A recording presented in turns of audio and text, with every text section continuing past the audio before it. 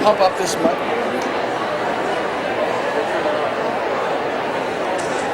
Okay, let's get started now. Please take your seats.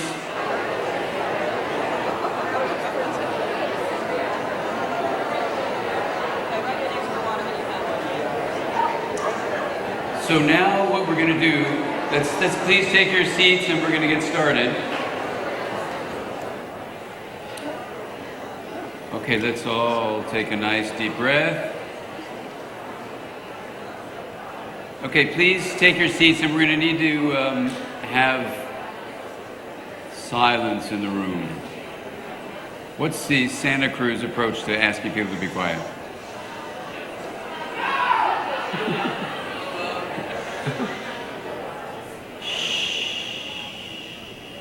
There we go. Okay, welcome back. We're now going to elaborate on the triangle of human experience as we talk about mind, brain, and relationships. And we're going to be talking about mindful awareness and the prefrontal cortex, two very human aspects of our experience. And I'll start with just a very brief story, which is when this vision of the mind and the brain was emerging and the importance of relationships was initially not a focus of the decade of the brain. In trying to put together this framework, which is called interpersonal neurobiology, the interpersonal being one side of this, of our relationships in cultures, in families, in one-on-one relationships, all the way to the way neurons relate to each other in the neurobiological. This field of interpersonal neurobiology proposes a way of defining the mind, and as you'll see very soon, a way of defining mental health and how to promote it.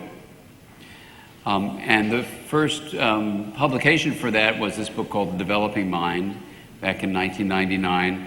And then when my daughter was in preschool, it's always weird, I want to say our daughter, because it's with my wife and myself, but you and I didn't have this daughter together. So I always feel like it's weird to say my daughter, because it's our daughter, but you know what I mean. Anyway, when she was in preschool, this book, The Developing Mind, came out, and so they asked me to discuss it with parents and teachers, and I did. And the director, Mary Hartzell, was there, and she said, this is really interesting, because I don't know anything about the brain, but it's similar to what I've been doing in our school and with the Reggio approach to preschool, which her preschool is. And she said, why don't we try doing something together? So the next year we started doing workshops for parents in the school and teachers in the school, and ultimately started developing this workshop approach. And people said, well, why don't you turn this workshop into a book? And both of us are very busy. We said, we don't want to write another book. We don't want to write a book.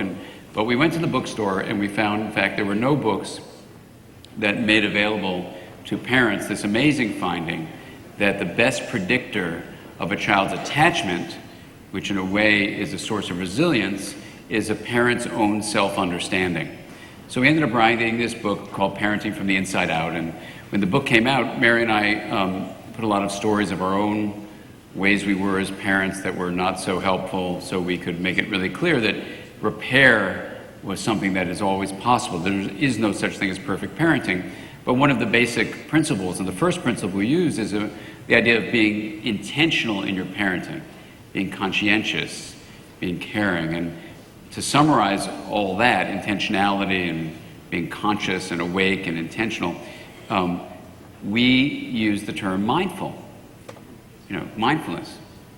And after the book came out, parents would come to us and say, well, how are you going to teach us to meditate? And Mary and I were not meditators, so we'd say, what are you talking about? And they said, well, in your book, you say the first principle is meditation. And so we said, what book are you reading? And they would take out our book, and they would open it up, and sure, they'd point to mindfulness, and they would say meditation. And I would say mindfulness, and they would say mindfulness meditation. And I was such a science geek that I had never heard of this thing called mindfulness meditation. It had only been around for 2,500 years. So I said, what's that? And around the same time, I was going to be giving a lecture at a meeting in Washington, D.C., and the person running that meeting put me on a panel with one of the world's leading experts in mindfulness meditation, just by coincidence, a guy named Jon E. And so I looked up, I Googled Jon E. and started reading what he was writing about, and I was really intrigued by it. And the first science studies using the brain about mindfulness meditation started coming in around this time, 2004, 2003. And so I was really intrigued, and what really struck me as an attachment research trained person was that the findings we had found in attachment research for the outcomes of secure attachment in children that are all about resilience overlap to a great degree with what Kabat-Zinn and Richie Davidson and others had found with this thing called mindfulness meditation. So when I got on the panel, I didn't know anything from personal experience, but I was on this panel with Kabat-Zinn, and I said, well, I don't really know much about this whole field, but it seems really intriguing that we have a set of findings from attachment research and a set of findings actually from brain research that I'm going to go over with you right now, and it seems to overlap with what you found with someone becoming mindful. And he said, well, you can relax. I was very nervous. He said, not only is that true, that it's the outcome of mindfulness training, but it's also the way of being mindful. So let me tell you what exactly I presented to Kabat-Zinn that day, and since then we've done a number of things together and still do, and I've learned a little bit about mindfulness.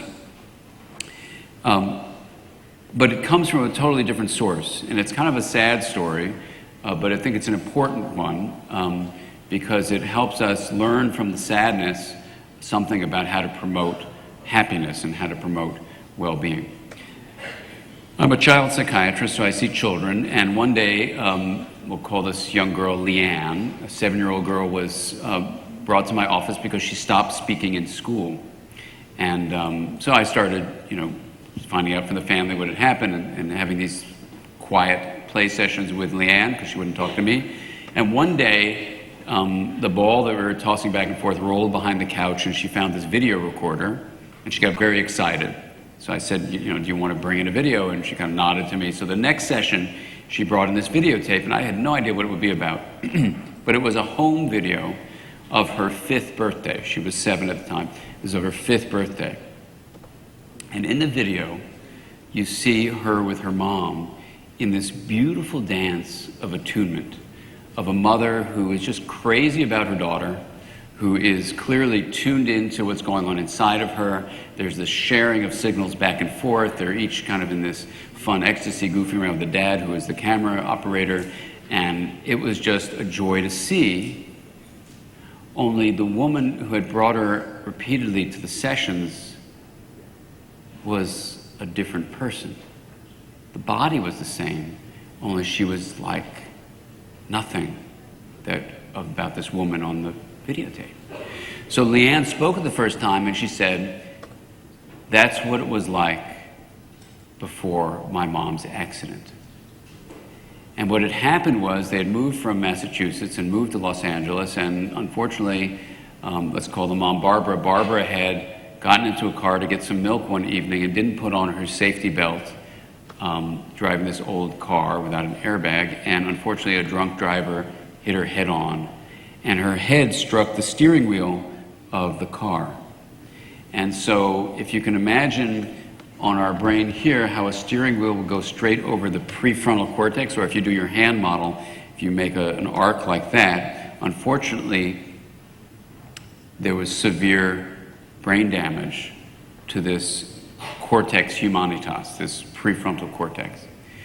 So I would meet sometimes with Barbara and her husband alone, and sometimes as a family, and she was really like almost like a stick figure. She was not engaged with anyone in her family or me. She seemed kind of empty inside, not so much depressed or sad, but just kind of bland. The husband had reported she never asked the kids about what was going on, because Leanne had a couple of siblings, about what was going on at school, what was going on in their life. She seemed to be disinterested and apathetic. Nothing was motivating her to get involved with them or show any kind of empathy. And she would be prone to these bursts of rage that would come seemingly out of nowhere. So the kids were actually now terrified of her. It was a horrible situation, and I got her neurosurgeon to send me the scans of her brain, and I brought them with me to the library at the medical school, and I wanted to look up everything I could. This is before the days of the internet, so I had to go to the library, but I wanted to look up everything I could to ask the question, what do these areas of the brain, of the prefrontal cortex, what do we know they're important for? And in going to the basic brain research, it was striking that though there are several areas that have different names to them, that the middle part of this prefrontal cortex, even though there are different names, like the orbital frontal cortex behind the orbit of the eyes. In fact, I'll show you on this. We'll go over this in a second. Let me show you what I'm talking about. This is an area we're going to call the middle prefrontal cortex, and you can see here, and this is a slide from the mindful brain, we're going to talk about an area called the anterior cingulate, which is that highest line is pointing to, the orbital frontal region, which is just behind the orbit of the eyes, the medial prefrontal, which is basically straight up and down this way, and the ventrolateral, which is in the middle going across this plane. So these are all midline structures, either in the vertical plane or the horizontal plane. And these were all the areas, though they have different names, they were all damaged, unfortunately, in Barbara. And she had excellent surgical procedures, including plastic surgery, so she actually looked similar to how she used to be after rehab and everything, but she was just not the same self. Someone asked about the self. She wasn't the same person. Her personality was transformed, and certainly her relationships were profoundly influenced by this change. So the list I'm about to give you, you can write down if you'd like, because we refer to it over and over again, is a list that comes purely from me going to the library with this stack of scans under my arm and trying to find out what was known from science about what these areas of the brain that were damaged in Barbara's accident, what they are necessary for, and then, so I don't leave the story just hanging, bringing that information back to the family and trying to help them as a whole, to help Barbara in whatever way we could. She had her own therapist, and the improvement was moderate, unfortunately, not that great, because it's very severe damage. But to help the family grieve. To help the family grieve the loss of a person whose body was still alive, but whose mind was profoundly gone. And before I get to this list of 9, I'll tell you what Barbara said herself about herself after the accident, and I will never forget this. She said, I said, this is when the kids were not there, I said, can you tell me what life is like with you since the accident? And she said, well, I guess if I had to put a word to it, I guess I would say that I've lost my soul. And I thought, oh my God. And I said, well, what is that like? And she just said, nothing, it's just the way it is. This kind of just not caring way of being. And it's exactly what the kids in family sessions, when Barbara was not there, were trying to articulate, that something of the essence of their mom was now gone. When I presented them this list that I'm going to present to you now, the kids, and Barbara later on in different kinds of settings, very gently, but with the kids just really clearly, it helped them understand that their mother was not withholding these things from her, but that she actually had this physical assault to her brain that they weren't responsible for, even though she was going to get them milk. They weren't responsible for it, that her actions were not because she didn't love them, but because her brain had been changed. And it was an essential step in the grieving process for them to liberate themselves from that guilt that was paralyzing them and to move forward. So I can't report that Barbara herself got better, but I can absolutely report years and years later now that they have, in fact, worked with the grief. And as you know, when people are severely injured like this or die, grief goes on forever. But the acute phases where you're hampered by the grief, for them, for these kids, and the husband was able to be worked on because of this knowledge. So what is this list of 9 functions that come from these areas of the brain working as a team? The ventrolateral prefrontal cortex, the medial prefrontal, the orbital frontal, the anterior cingulate. We're going to call those Greek names, we're going to call them just the middle prefrontal area. Just a plain English term I made up because it's in the middle, so. And the reason to go there, it's like Willie Sutton's law, the Willie Sutton story. Willie Sutton was a bank robber, was in jail, and so they said, Willie, why'd you rob the bank? So Willie said, that's where the money is.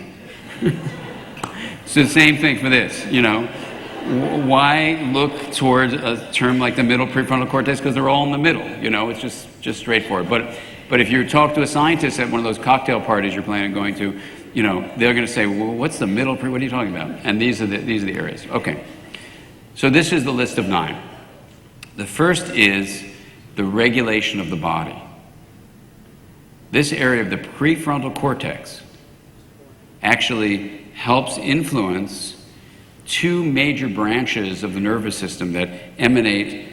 Their final point is in this middle prefrontal area, but they actually emanate through the brainstem and down into the body, and it's called the autonomic nervous system. And the autonomic nervous system has 2 branches to it. One is like an accelerator called the sympathetic branch. It revs things up, like the heart rate, the lungs, the intestines. The other is the parasympathetic branch, which acts like the brakes. It shuts those things down. And ultimately, the way we regulate our body is balancing the brake and accelerator. And that balancing act is in the middle prefrontal cortex. And this is something that Barbara was unfortunately prone to being just out of control in these kind of autonomic ways. So bodily regulation is number 1. Number 2 is something called attuned communication. It's the way we actually look at someone in the eye and feel that sense of connection, that resonance, way before empathy, but appears to be dependent on this middle prefrontal area for allowing the signals from another person to enter us and to tune in with them and have our bodies resonate together.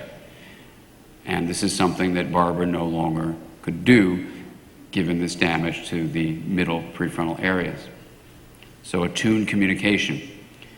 Number 3 is something in the scientific literature called emotional balance, which really means a way of allowing the firing patterns of the limbic area where affect is created to be rich enough and life to have meaning so that you're in a kind of harmonious balance with your own internal world. And if it's out of balance, you see that it's going into either states of chaos where it's too revved up and things are like crazy, or it goes into rigidity where things are shut down.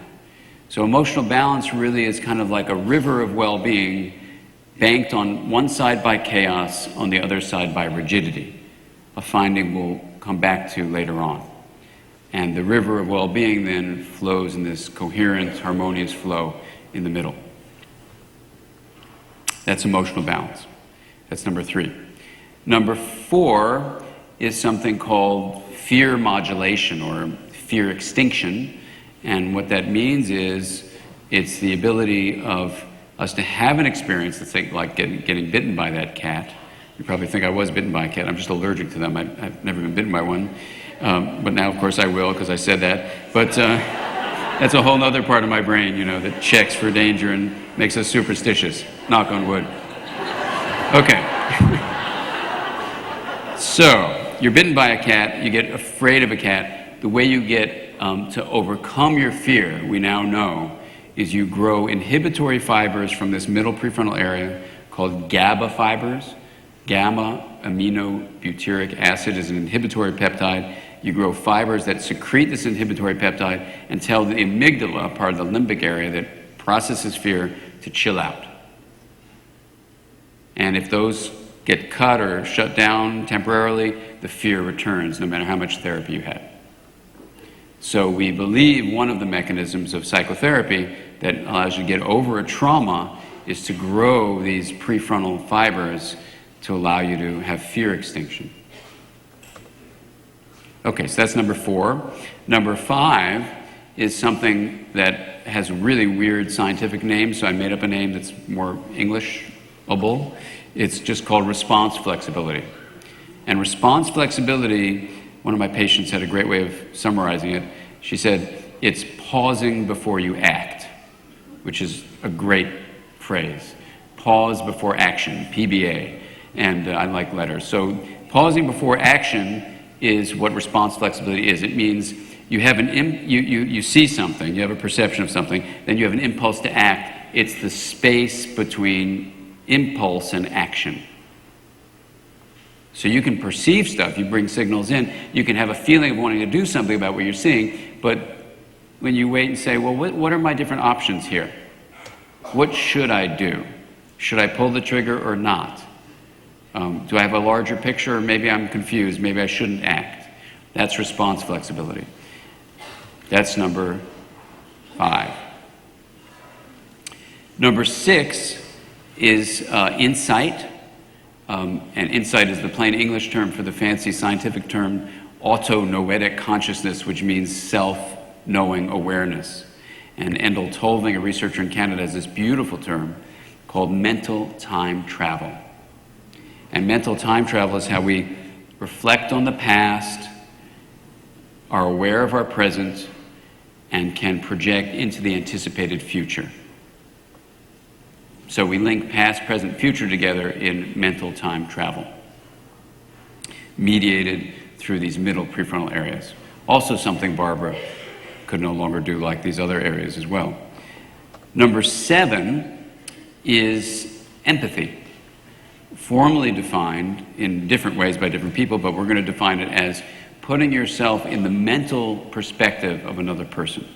So different from attuned communication where we resonate, we have bodily resonance and affective subcortical resonance, that compassion that we feeling with another person. Empathy is putting yourself in the perspective of the other person. Now, some people reverse those and, so we don't have to get into semantics. This is how we're going to define it today, is having the higher, and I don't mean that in any way better, but in the brain, just this more complex representation of another person's mind.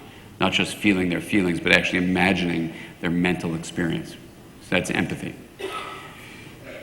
Now put a line after those 7, and I'll tell you about the line in just a moment, but let's do the last 2. Number 8, and again, this is all from going to the brain research literature on what do these middle prefrontal areas contribute to as a team.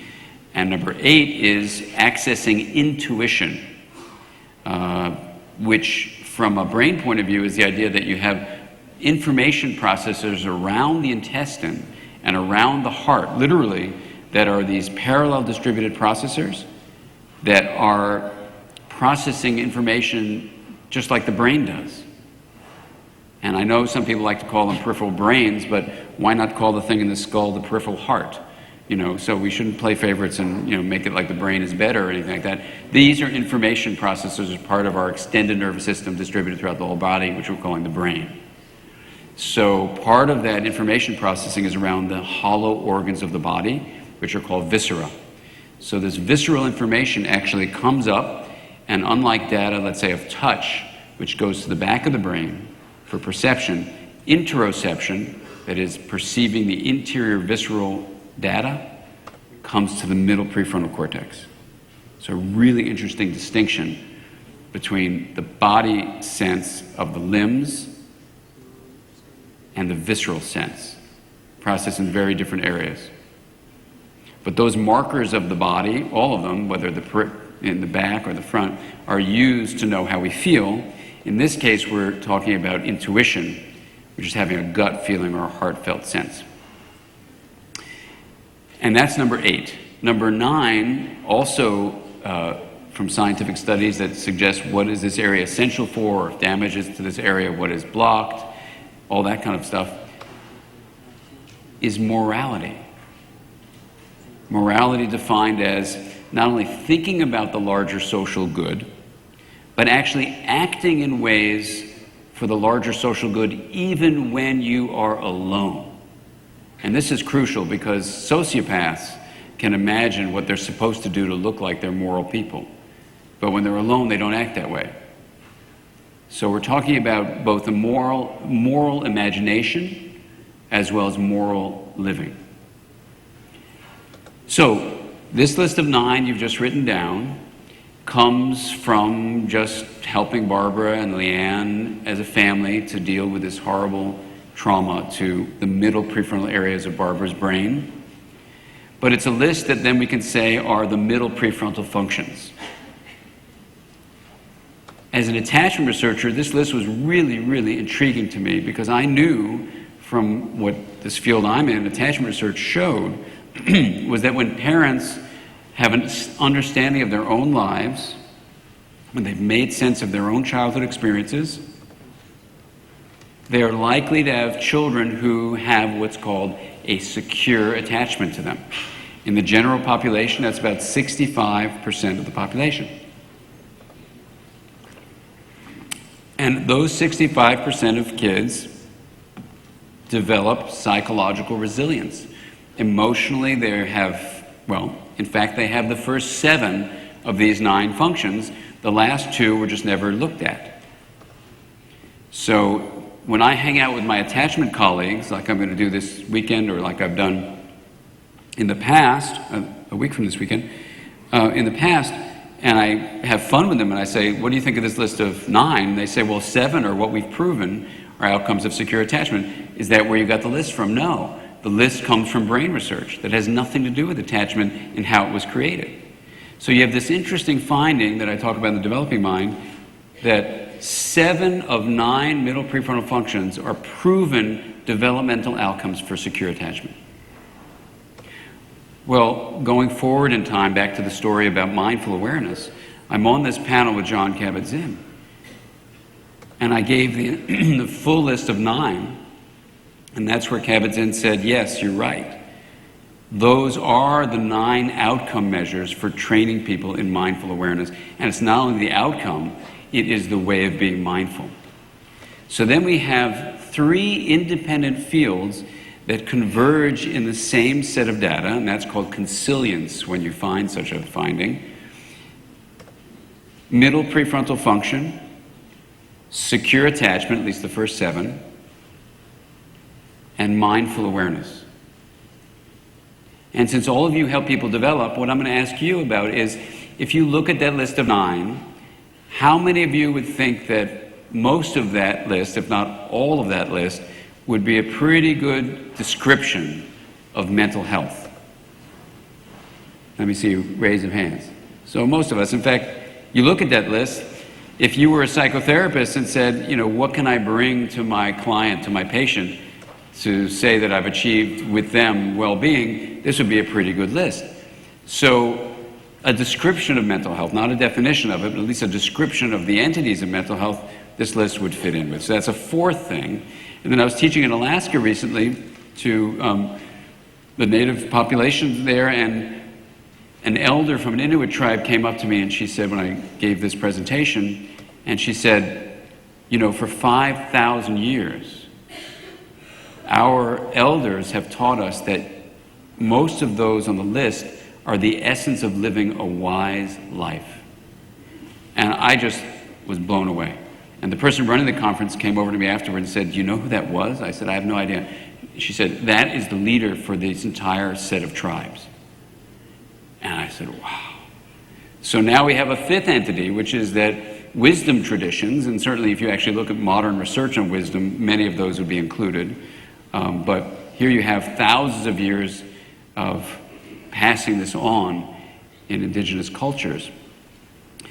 So we have wisdom traditions, we've got mental health, we've got mindful awareness, we have secure attachment, and we have middle prefrontal function. What I'll ask you about is when you have 5 things that go together like that, if you ask yourself the question, what in the world is going on here? What links these 5 things together? What do you come up with? So this has been what has been absolutely possessing my drive for many years. And what I'm going to do is offer you one possibility, and you can say, I don't buy it, or you can say, I buy it, whatever you want. But I want you at least to consider that what I'm about to describe to you is the underlying commonality across wisdom traditions, mental health, secure attachment, mindful awareness, and middle prefrontal brain function. Everyone understand the task ahead of us? Okay. So let's start with the simplest thing, the brain. I know that sounds goofy to say that, but you can see with all these things going on, it's pretty intricate. In the brain, if you take your hand model and you look at the anatomical location of the middle prefrontal cortex, which would be, again, here's your brainstem, thumb, the middle limbic areas, cortex over the top, and then we have the back of the brain from your second knuckles backwards, second knuckles forwards is the frontal lobe, and from your last knuckles down to your fingernails, that's your prefrontal cortex. We can divide it in two big areas. Side area helps you pay attention and have what's called working memory, like when you say, I'm putting something in the front of my mind. We know this side area, formerly called the dorsolateral prefrontal cortex. That side area is for paying attention. But we've just examined the middle prefrontal area and come up with 9 scientifically established functions that the middle prefrontal cortex mediates. So the question is, why in the world would this zone here have something to do with things as seemingly separate as regulating the body and morality? That's kind of weird. What's going on there? Not to mention it has insight and empathy and all this other neat stuff. So let's take a look at that. Lift up your fingers and put them back down, and this is your anatomy research project.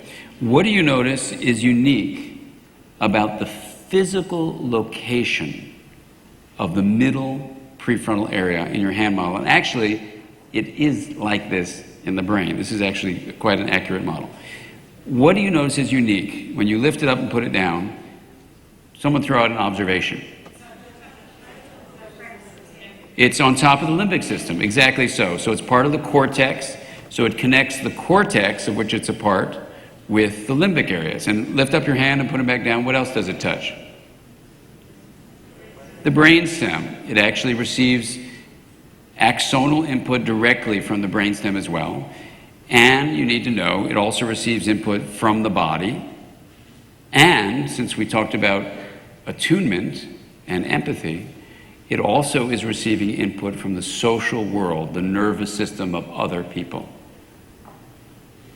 So we have a part of the brain that uniquely is linking differentiated domains that include cortical, limbic, brainstem, somatic, soma is the body, and social. Cortical, limbic, brainstem, somatic, and social are all differentiated domains of information flow, if you will, and those are being linked together by the middle prefrontal area. Now that's pretty astonishing, and there's a word that defines this concept of linking differentiated things together. And does anyone know what that word is? It's integration. Integration is the process by which different stuff is connected to itself. Differentiated areas of the brain, differentiated human beings, different cultures. You can relate this to any kind of process, but let's just stick with the brain for now. You're linking cortical, limbic, brainstem, somatic, and social into one functional whole. That's a pretty awesome integrative process. So if you said, hey, is that what the middle prefrontal cortex does? I would say yes. The middle prefrontal cortex creates incredibly intricate states of neural integration. Now, in Barbara, this area was damaged. So the capacity to link differentiated areas together is not possible. It isn't that this little area here behind the forehead is so important by itself. It's that it links the entire system and social system into a functional whole when it works well. But when it doesn't work well, as happened in Leanne's family with her Barbara's accident, she was not a part of the flow. Kids would come home from school. She didn't care what happened to them. She didn't even have the system to consider that she should be looking at their point of view or feeling attuned to them or anything like that. It was damaged so severely that the integrative process in her brain was no longer operating, unfortunately. And because she has kids who thrived with her before, the contrast was absolutely devastating. And fortunately, with therapy, they could actually come to confront their grief and deal with it. And these kids are now much older. In fact, they're young adults. They are doing great. And I had the good fortune to actually spend quite a bit of time with one of them recently, and I can tell you they are doing wonderfully. But that's because they could make sense of something that initially made no sense. So the terrible pain of the family could be aided and the grief could be worked on, and life is something so precious that even when we lose someone, in whatever ways that they're lost, in this case, her body's still alive, but her personality and self are gone, we can move forward. I had the sad experience of my dear friend and colleague Jon E, a poet, dying just 2 months ago, suddenly out of nowhere. And, the acute grief of that has been unbelievably painful. But just this last week, I feel myself with my wife emerging out of it. And I just spent the last few days, he and I are writing a book, working on the book together and listening to the tapes that we were going to transcribe together. And so he's with me all the time. And we keep people in our hearts, literally in our hearts, not just a poetic metaphor, but the poets had incredible insight into neural functioning, that we integrate our relationships with people literally in our hearts. And you get a gut feeling about that, and that informs the way we think with words, too. So we can take this concept of neural integration and ask the question, why would integration, which is what this area does, be so important? And in trying to finish up writing the Developing Mind book, where I presented this idea of integration, there wasn't anything so obvious. I mean, people intuitively would say, yeah, integration sounds good. I'll take some of that, But especially when you're writing a book, you can't just say, yeah, that feels right. You got to have the science behind it. So I was looking, and what's interesting was, if you look at the study of emotion, for example, you may not know this, but the scientists who study emotion have no agreement on what emotion is. We had a conference last year where I had a bunch of scientists come in and there was no agreement. If you read the writings, there's no agreement. And when I was writing Developing Mind, trying to write the chapter summarizing the development of emotion, it was really hard to summarize because there was no agreement. It was bizarre. You wouldn't think that was the case, but that's the case. So what jumped out at that time, in fact, was that when you ask people what emotion is and they gave their gut feeling about it or their connotation of it, they always used a term that had to do with linkage of something. Emotion is what links the body with the brain, or emotion in development is what links a person across their developmental stages, or in relationships, emotion is what links two people to each other, or stuff like that. So I made this really wacky proposal in the Developing Mind, which we furthered in Parenting from the Inside Out. And I said, the word emotion, in many ways, gets us more confused than it's helpful. It's different from the word feeling, which everyone knows you have a feeling, or even affect, the external expression of your internal state. But emotion, no one's agreeing upon. So what if we took the word emotion and replaced it with what people really seem to be talking about? And I know this may sound weird and you'll never ask me to come back and talk again, but what if we replace it with the word integration? Integration. So if you say, you're emotionally close to someone, it means your two minds are integrated. If you say you're emotionally upset, it means your degree of integration is actually decreased. In all sorts of ways you can describe this. Well, what that does is it takes the phrase emotional resilience and gives you a different way of looking at it. You say, well, maybe emotional resilience and emotional well-being and emotional health are really synonyms for integrative functioning.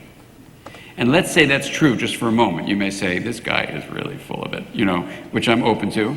But let's just go with this for a moment. If that's true, then in fact, all these ways we use the word emotional, like I'm in an emotionally good mood today or whatever, is about being integrated. Is there a science that tells us why integration is a good thing?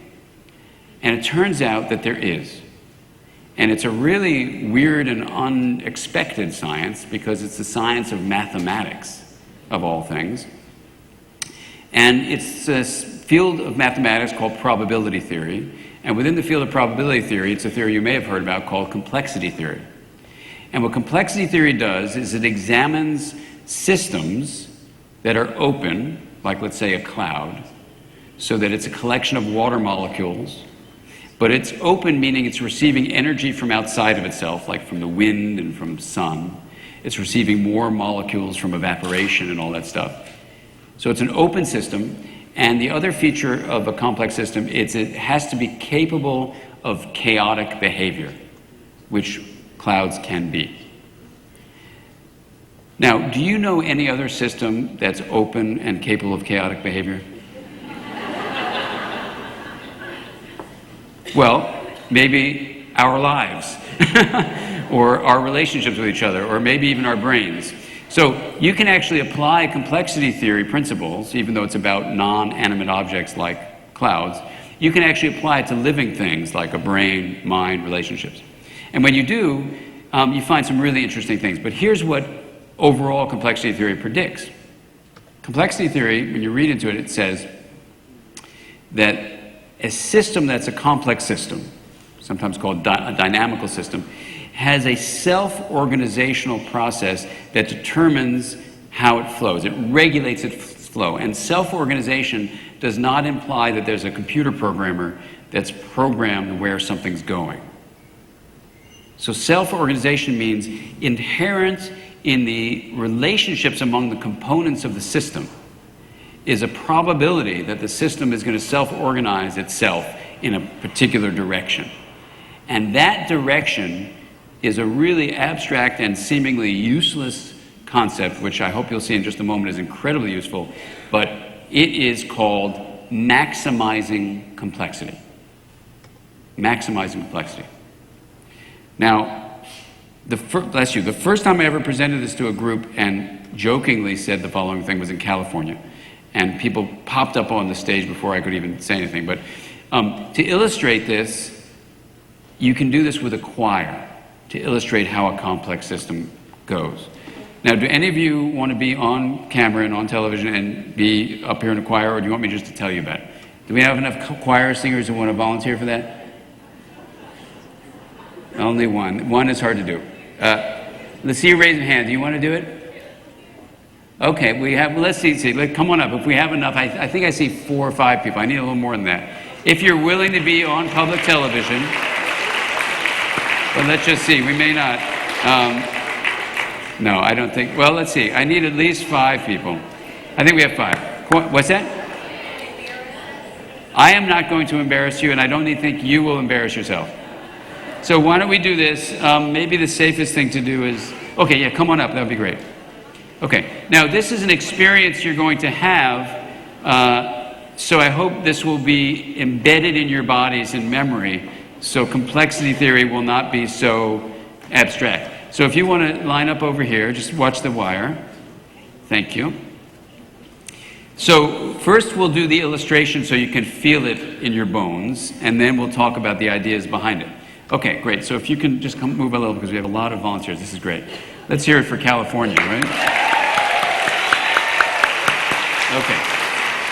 All right, so the first thing we're going to do is I'm going to ask you to, but don't do it yet. I'm going to ask you to pick a note. You can pick a note, and then all sing that note. When I raise my hands, you just sing the note, and when I put my hands down, you stop. Okay?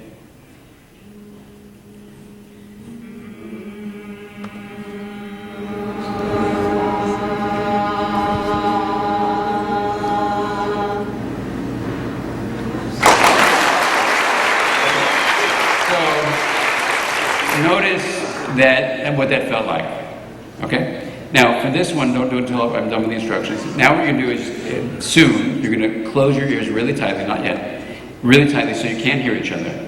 And then I want you in your own mind to pick a song with words and then sing it very loudly when I raise my hand. And then put my hands down. But just so you know, I'm going to have you do it next so they can hear it too. Okay? So think about a song.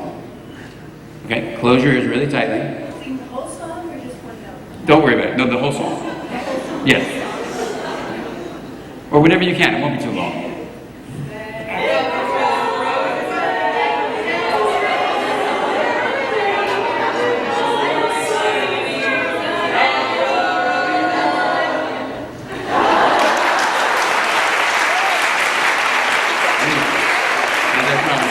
Okay, now you do this so they can hear.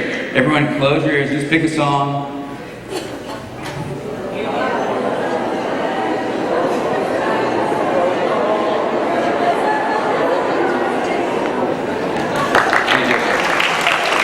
Okay, so now what I'd like you to do is get together and I would like you to pick a song that you will sing together.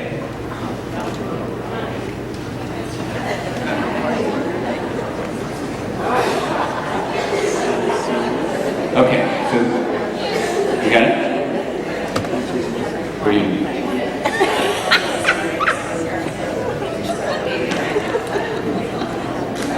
Okay, so you ready? All right, here they go. Ready? 1, 2, 1, 2, 3. Amazing grace, how sweet the sound that saved a wretch like me. I once was lost, but now am found. Was blind, but now I see.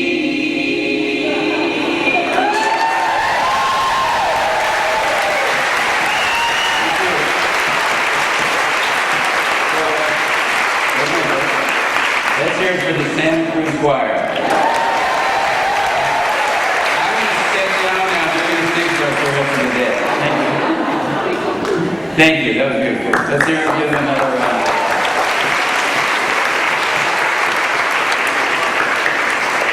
Beautiful. So, we have 3 examples of states. And let's start with the one we just did so we can just get the right feeling. How did that feel?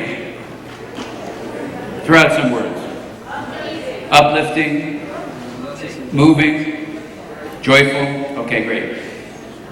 And let's go back to the one note, everything the same. Ba. Let's all do it together, right? Ba.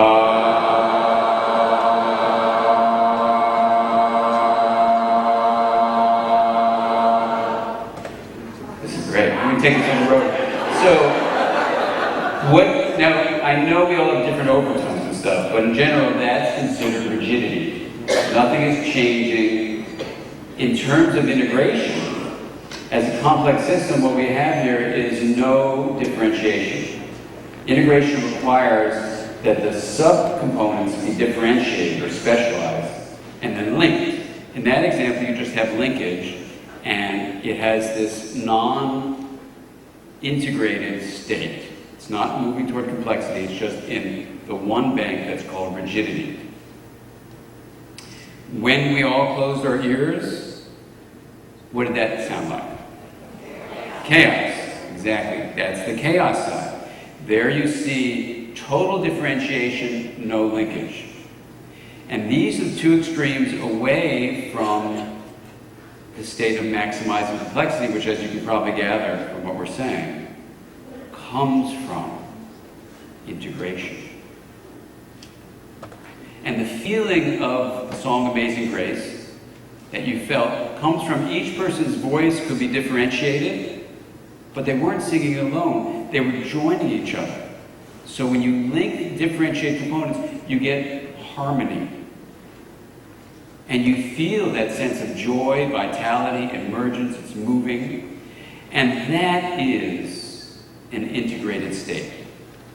Now, the science of this blew me away at 3 in the morning once so much I screamed out loud and woke people up in the house, because it said it right there in the mathematics. It said the way a system achieves maximal complexity is by linking differentiated components, which is called integration. And that here's the key thing. When a state is moving toward maximal complexity, it's the most flexible, adaptive, and stable. And I just fell off my chair, because I know this is from mathematics, but I thought this was the most elegant definition of mental health I had ever seen in my life. It was actually the only definition of mental health I'd ever seen, but it was the most elegant. And what it said, especially if you added a few more words in there, that it was flexible, adaptive. If you put coherent in there, you have a C. If you put emergent or energized, you have an E, and S is stable. You have the word faces. So I like to remember things with acronyms. Although one of my students said that stable, flexible, adaptive, you can remember it because you go to Saks Fifth Avenue. And I said, look at how I dress. I don't go to Saks Fifth Avenue. So, but she did. But anyway, so that didn't work for me, but faces works. So what we say is that when a system is integrated, it has a faces flow across time. Flexible, adaptive, coherent, energized, and stable. It has the feeling of harmony that we talked about in Amazing Grace. You can feel it. That's an integrated system. Now, at the heart of a faces flow is this word coherence. So we can say a phrase like a coherent mind. And in the attachment world, we actually have a term called a coherent narrative that emerges from adults who have children who tend to have secure attachments.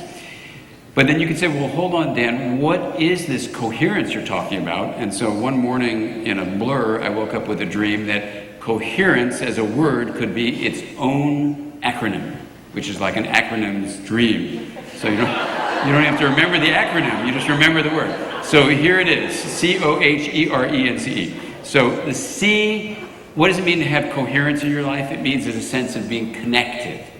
That's the C. The O is open. The H is harmonious. The first E is engaged. C-O-H-E. The R is receptive. The next E is emergent, which means something feels fresh and new and is emerging. The N stands for noetic, which means a sense of authentic knowing. And then the C, the last C, is compassion. And the last E is empathy. So what we're saying is that when a system is integrated, it travels through time in this faces flow, flexible, adaptive, coherent, energized, and stable. And the qualities of coherence are being connected, open, harmonious, engaged, receptive, emergent, noetic, compassionate, and empathic. And so we have a definition then of what an integrated system would be, whether we're looking at the profound integrative capacity of the middle prefrontal area, and there are other areas of the brain that also contribute to its incredibly rich integrative capacity, like the corpus callosum that connects the two sides of the hemispheres together, which we need to talk about.